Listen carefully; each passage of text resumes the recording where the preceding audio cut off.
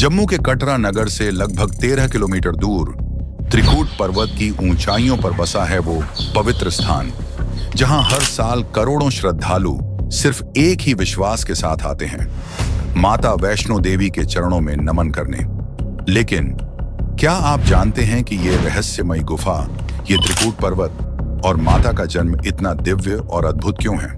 इस वीडियो में हम आपको ले चलेंगे एक ऐसे सफर पर जहां आप जानेंगे माता वैष्णो देवी के जन्म की चमत्कारी कथा, त्रिकूट पर्वत पर उनकी तपस्या और साधना, भैरवनाथ और माता के बीच हुए रोमांचक युद्ध की सच्चाई, पवित्र गुफा के अलौकिक रहस्य और वो चमत्कार जिन्हें लाखों भक्त आज भी अनुभव करते हैं। ये सिर्फ एक कहानी नहीं, ये एक आस्था है। ये उस शक्ति की गाथा है जो अनादि है, अनंत है और अजेय है। तो चलिए शुरू करते हैं ये दिव्य यात्रा और जानते हैं माता वैष्णो देवी की वो अद्भुत कथा जो आपके दिल को छू जाएगी।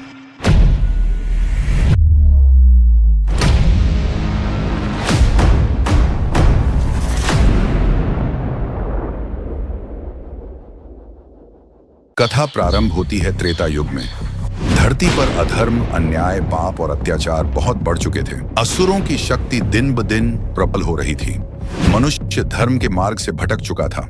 तब त्रिमूर्ति ब्रह्मा, विष्णु और महेश चिंतित हो गए। उन्होंने सोचा कि यदि समय रहते दैवी शक्ति का अवतार नहीं हुआ तो धर्म नष्ट हो जाएगा और संसार अराजकता में डूब जाएगा। तभी देवताओं ने माता दुर्गा का ध्यान किया और उनसे प्रार्थना की, हे आदि शक्ति, आप ही संपूर्ण सृष्टि की जननी हैं। पृथ्वी पर अधर्म बढ़ गया है, हमें आपकी आवश्यकता है। कृपया एक ऐसा दिव्य अवतार धारण करें जो धरती पर संतुलन स्थापित करे, भक्तों की रक्षा करे और दुष्टों का नाश करे। जन्म की कथा, माता का अवतार कैसे हुआ? देवताओं की प्रार्थना सुनकर माता दुर्गा प्रकट हुई। उन्होंने कहा, मैं स्वयं धरती पर नहीं जाऊंगी, बल्कि अपने 3 स्वरूपों की दिव्य शक्तियों का संयोग करूंगी, जो मिलकर एक अद्वितीय मानव रूपी अवतार धारण करेंगे। तब त्रिदेव ब्रह्मा, विष्णु, महेश और आदि शक्ति ने अपनी अपनी ऊर्जाएं दी।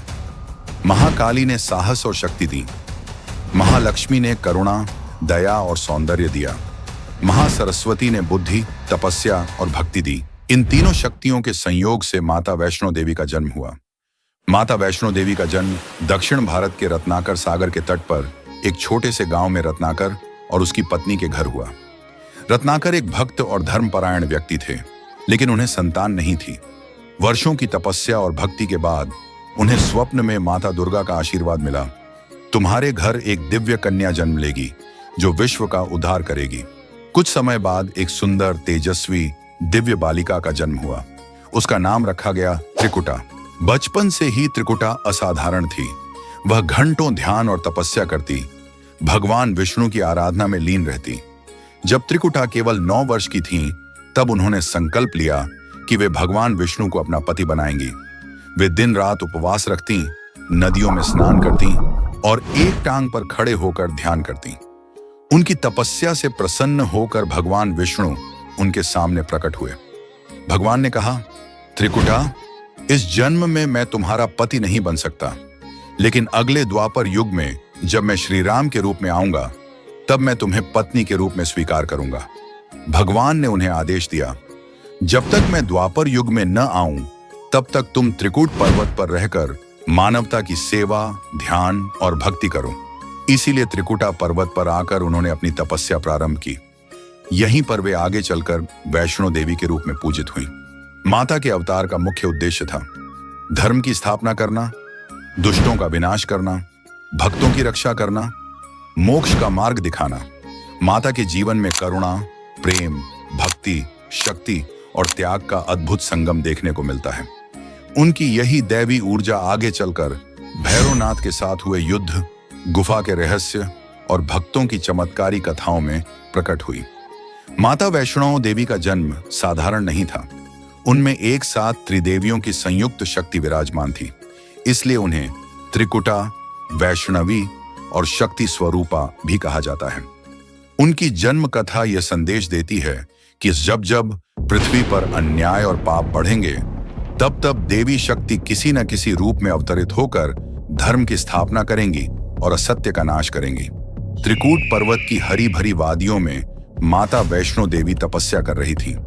उनका उद्देश्य था मानवता की सेवा, ध्यान और धर्म की रक्षा। इसी दौरान पास के एक आश्रम में गुरु गोरखनाथ अपने शिष्यों के साथ तपस्या कर रहे थे। उनके शिष्यों में से एक था भैरवनाथ।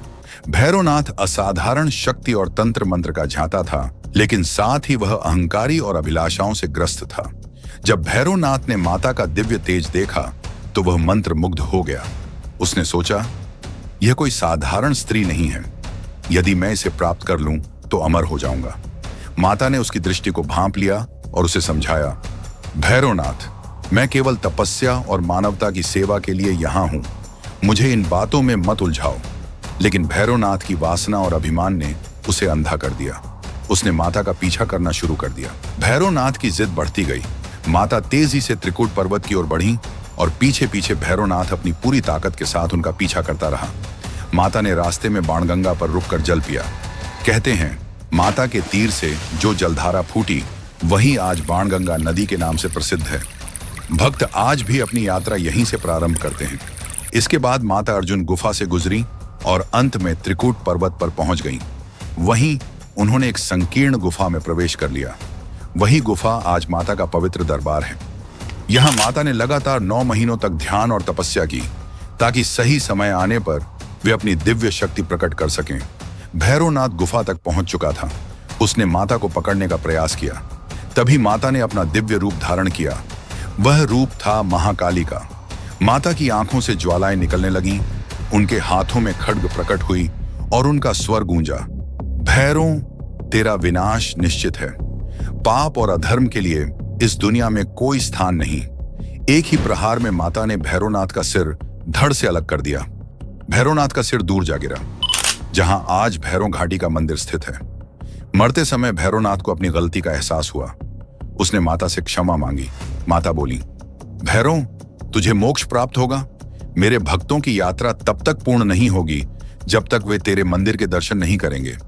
इसलिए आज भी वैष्णो देवी की यात्रा तब तक अधूरी मानी जाती है जब तक भैरव बाबा के दर्शन न किए जाएं। माता वैष्णो देवी का पवित्र दरबार एक गुफा के भीतर स्थित है। कहा जाता है कि इस गुफा की ऊर्जा आज भी वैसी ही है जैसी त्रेता युग में थी। गुफा के भीतर 3 प्राकृतिक पिंडियां हैं जो माता के 3 स्वरूपों का प्रतिनिधित्व करती हैं।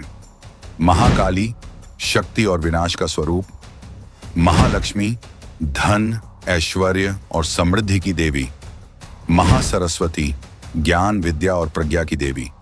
यही माता के त्रिकुटा रूप की पहचान है। गुफा में बहने वाली हवा, जल और दिव्य ऊर्जा का वैज्ञानिक अध्ययन भी किया गया है। कहा जाता है कि इस स्थान पर चुंबकीय शक्ति और अलौकिक तरंगें पाई गई हैं। यही कारण है कि भक्त यहां आकर गहरी शांति और आध्यात्मिक आनंद अनुभव करते हैं। गुफा की लंबाई लगभग 98 फीट है। माता की पिंडियां प्राकृतिक रूप से बनी हैं। चारों ओर से पवित्र जल बहता है और वैज्ञानिकों ने यहां उच्च आवृत्ति की तरंगें दर्ज की हैं। भक्त मानते हैं कि गुफा में प्रवेश करते ही उनके पाप धुल जाते हैं। आज हर साल 1 करोड़ से भी अधिक श्रद्धालु माता के दरबार में आते हैं। यात्रा की शुरुआत होती है कटरा से। 13 किलोमीटर की यह कठिन परंतु अद्भुत यात्रा त्रिकूट पर्वत की हरी भरी वादियों और खड़ी चढ़ाइयों से होती हुई माता के दरबार तक पहुंचती है। अब हेलीकॉप्टर सेवा, बैटरी कार्स और आधुनिक सुविधाएं मौजूद हैं, लेकिन फिर भी हर श्रद्धालु के लिए यह यात्रा भक्ति और विश्वास की अनूठी परीक्षा होती है। माता वैष्णो देवी के दरबार में अनेक भक्तों ने चमत्कार देखे हैं। असाध्य रोग ठीक हो गए, मनोकामनाएं पूरी हो गईं, दुख दर्द दूर हो गए। मां की शक्ति आज भी उतनी ही प्रबल है जितनी युगों पहले थी। वैष्णो देवी की यात्रा केवल एक तीर्थ यात्रा नहीं है, यह आत्मा की शुद्धि है, यह विश्वास है, यह आस्था है, यह माता के चरणों में समर्पण है। जो भी माता रानी के दरबार में आता है उसका जीवन बदल जाता है। अगर इस कथा ने आपके दिल को छू लिया हो तो इस वीडियो को लाइक कीजिए, शेयर कीजिए और सब्सक्राइब कीजिए डिवाइन पिक्सेल्स को, क्योंकि यहां हम लाते हैं ऐसी ही अनसुनी, रहस्यमयी और दिव्य कथाएं जो आपकी आत्मा को छू जाएंगी। जय माता दी।